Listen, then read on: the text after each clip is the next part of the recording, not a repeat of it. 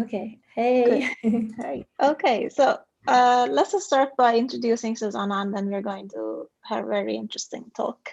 Uh, Susana has a PhD in computer science from KU Leuven University in Belgium. And during her PhD, she has developed latent variable models for understanding language and images in social media and in e-commerce data. She has worked for NASA Frontier Development Lab as an artificial intelligence researcher. And also she has worked in Microsoft Research Cambridge on machine learning for optimizing environments for larger scale software development. She has also been awarded the Google Anita Borg Scholarship, and she currently works as a deep learning research engineer at Greyparrot to help recycling monitor waste, increase the number of items correctly recycled, and aid the transformation of waste into a valuable asset.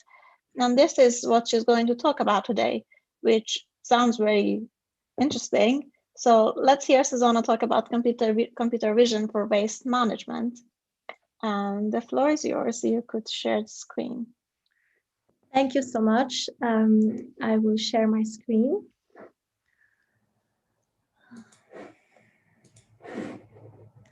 All right. Can you see my screen? Yeah. Perfect. All right. So, well, yes, thanks so much for inviting me. Super happy to be here. So again, so I'm working as a deep learning research engineer at Greyparrot. I'm going to be talking about computer vision for recycling and waste management. So the world is in a waste crisis, as we all know. We produce about 2 billion tons of solid waste every single year, and only 14% of it is recycled, and most of it actually ends up in landfill. And that's a picture of what these landfills could look like. We all know this represents a major environmental problem. We've seen all over the news. This is a problem we all need to tackle. So how can we help? Well, let me show you a little bit before how material recovery facilities work. So because these, they're in the middle of the process of recovering all these materials that we end up putting in our recycling bins. So I just want to take you through a quick overlook. This could change from country to country, but hopefully this diagram gives you the idea of how these facilities work. So the main purpose of these facilities is to recover all valuable materials that end up in the waste streams. So there are trucks that bring all the waste into conveyor belts, and normally there are workers that pre-sort these belts. So they start removing any non-recyclable materials, any bulky items. They start removing them from the belts. Then the waste goes through several machines and processes to actually be separated. So we first sort out the cardboard. Whatever is left out might go into another stream where other workers might be removing things that should not be there, that may have been missed by the first workers. So any contaminants or things that should not be there are removed, often manually, sometimes using other machines. But in the whole process, we start recovering paper, steel, glass, aluminum, and plastics. So yeah, this is sort of like the overview. So we obviously want that there's no contaminants in the recycling bins, because these materials end up being sold so that they can be reused to make perhaps new bottles or new cans. So everything that ends up in these bins need to be as pure as possible without any foreign objects that should not be there. But also we don't want to miss any valuable objects. So we don't want that any plastic or any aluminum actually ends up going to landfill, because they're valuable and we don't want to waste them. So this is how they work right now. Let me show you a little bit more on what these workers, the people that work in the waste streams, actually the work that they do, because they do a very, very important job. It's really amazing what they do. It's a hard job. They have to be focused, they have to be fast, and ideally, they want to recover as much material as possible. I've seen some statistics that some of these workers actually work for very short periods of time in the facilities because it's such an extraneous job and because they're often exposed to hazardous substances. So you can imagine that it's not like a super fun job to do, although it's super important to do it correctly. So these are really amazing workers. So as perhaps I've already conveyed, but this status or this way of working present many challenges for the material recovery facilities. So as you can see, there's this reliance on manual sorting and manual sampling. And because of the way the process works, there can be some contamination, meaning, the bins that are supposed to be recycled end up having things that are not supposed to be there, or we may miss some valuable items that end up going to landfill. The whole process ends up being, a bit inefficient. We might lose some value, but most importantly, the facilities don't have live data streams that could allow them to make more informed decisions on how to optimize the plants so that we start recovering everything we need to recover and don't lose any valuable materials. So this is where our solutions from Greyparrot come in. So what we're doing is providing data to the material recovery facilities so that they can have actionable insights. In particular, what we do is that we place monitoring units. So these are hardware boxes that contain cameras and lights and other kinds of sensors. And we place them on top of the conveyor belts, and they're recording images from the garbage as it goes through the waste streams. We use computer vision to recognize the objects that are going through the streams, and then we aggregate all the detections into a live dashboard that then allows the facilities to monitor the waste streams as they need. And from that information, they can, discover discrepancies, discover things that are unexpected, but also our APIs are open for robotic applications where you can have a robot where, because we're detecting the materials in the waste streams, the robots can then help the workers pick out, the right items as they're sorting or they're sampling the waste streams. So basically our mission is to actually digitize the entire waste streams so that we can automate and that we can actually go to a more circular economy where we don't lose valuable materials. So here's an example of what it looks like to sample the waste if we don't have, these monitoring systems. So normally in the left side, we can see what it would look like, how these sampling tables look like. So there would be workers standing here and receiving all this, waste, and then they manually would have to sort it into bins. And then they would weigh it to see how much, for example, plastic bottles versus cans versus cardboard are going into the waste. So by this process, because it's super manual and super time consuming, you could only sample 1% of the waste because of the restrictions I just talked about. But having, for example, one of our units on the conveyor belts then allow us to monitor 100% of the waste, so we can always have a live pulse of what the waste streams look like. Here I'm showing an example of this actually, or how we recognize. So as you can see, we're doing object detection, and this is actually in the residue line. So any material that is not supposed to be in the residue line, we detect it and we give this information to the managers of the facilities, so that if they see, for example, oh, we're losing just too much, metal caps, too many of them, we better install, for example, a magnet on this belt, and that's the type of data and insights that we can offer them. Another use case that we have is actually, instead of only or on top of recognizing materials, like I've talked about, cardboard and aluminum and so on, we can also recognize products at the brand level, and sometimes at the SKU level, so individual products.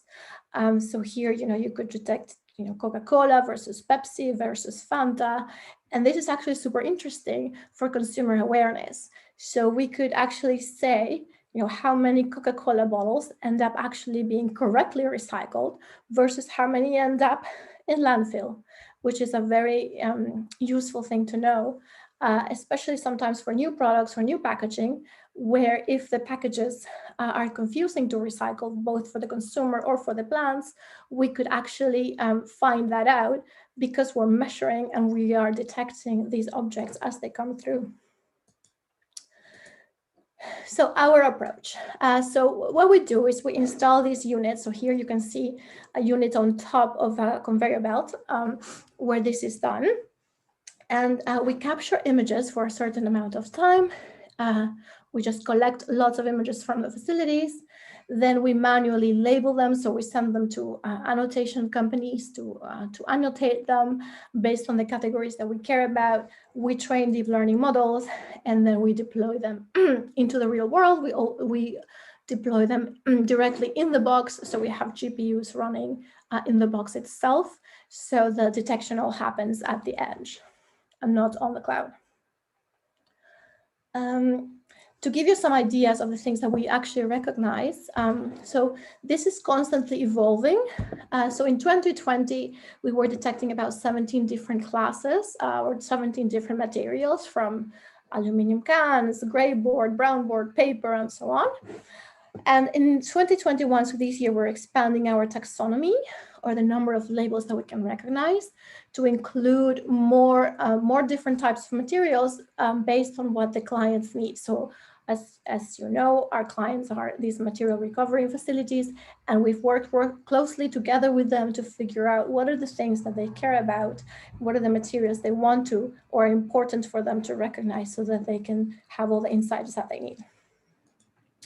On the product brands, I'm showing some examples of the products that we can recognize. So it goes from Coca-Cola, Evian, Fanta, and so on. This is on the PET line.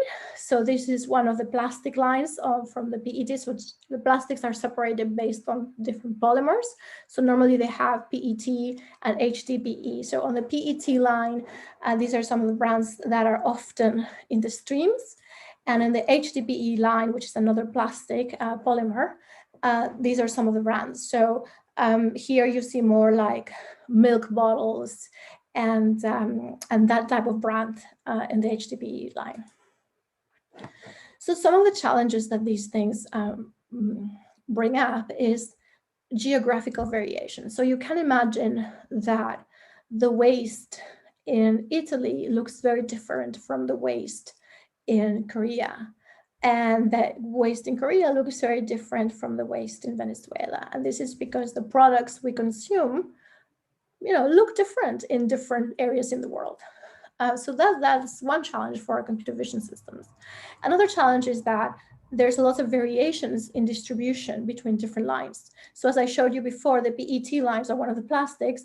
You can see certain brands of products versus another line, HDPE, you see a completely different distribution of products. And finally, or one of the other challenges that we have is the scaling of the target products.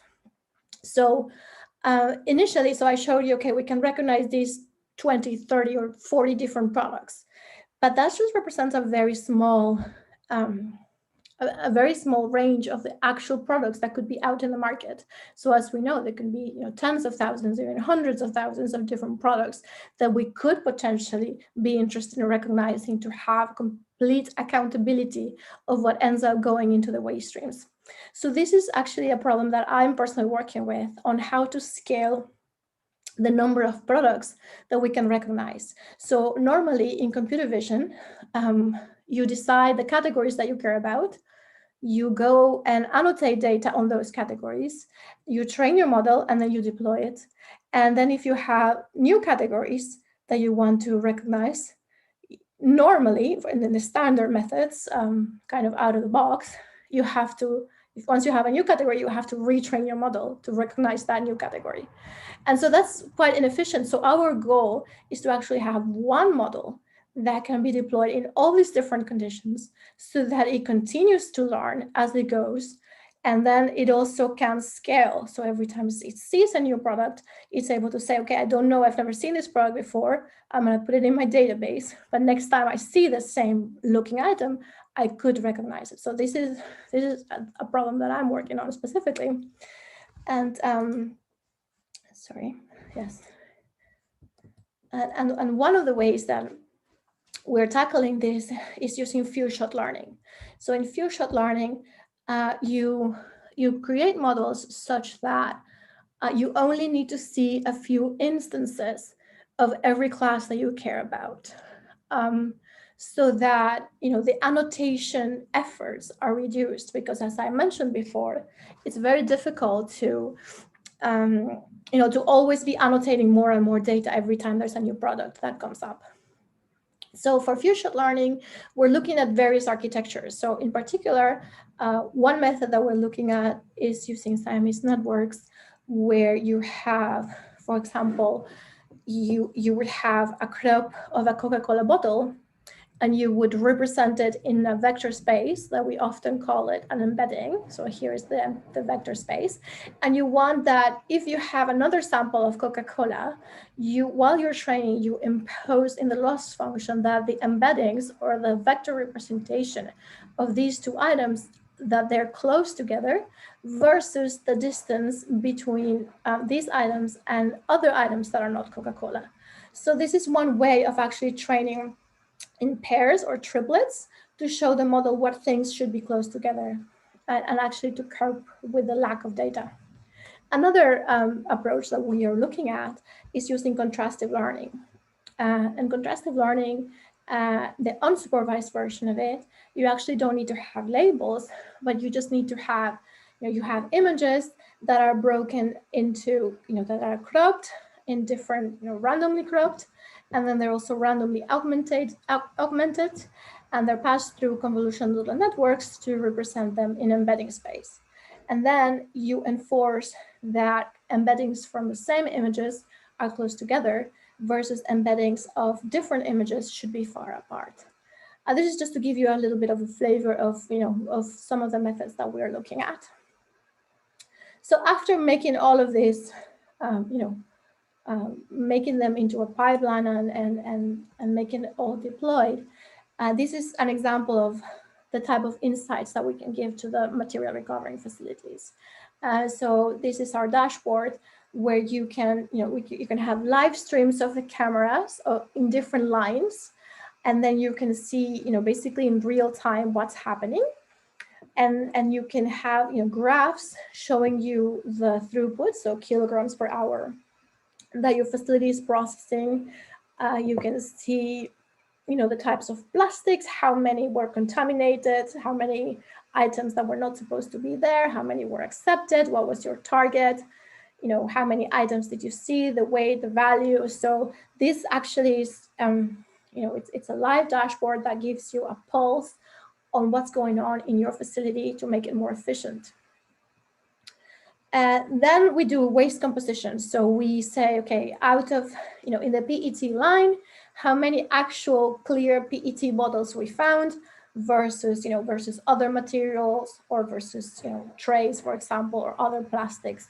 And then again, this gives you information of the composition of your waste, so that if it's not what you want your streams to have, you can take actions. You can say what kind of hardware you want to install in order to avoid any discrepancy between what you're observing and what your target waste composition is.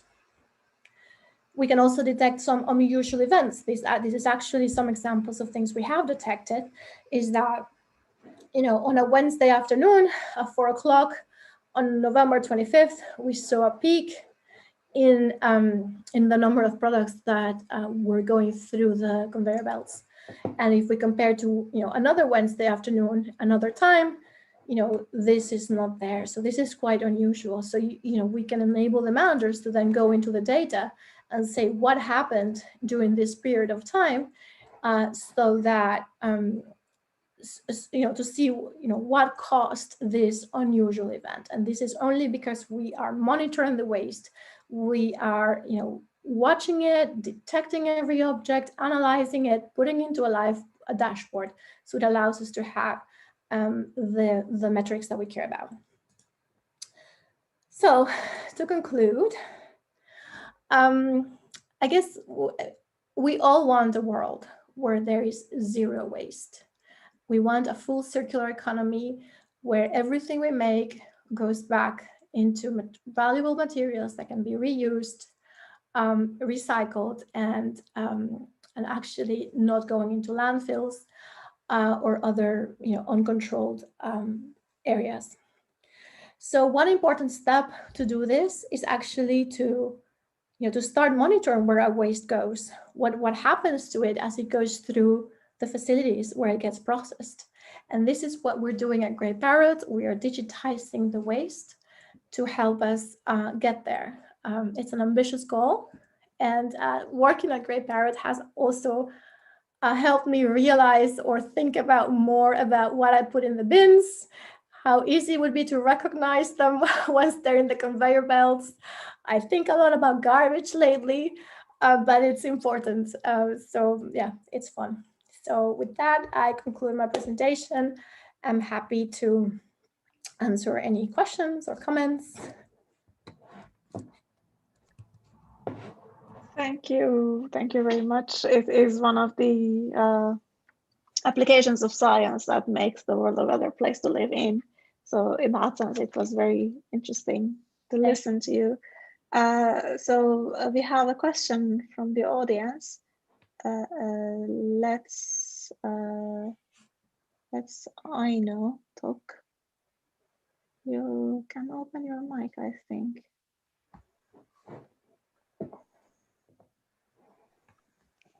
Sorry, the meeting turned me out. May I ask a question? Yeah, sure. Okay, thanks. Thanks a lot. I was wondering, you said that for different countries, the waste profiles are very different, which I can imagine.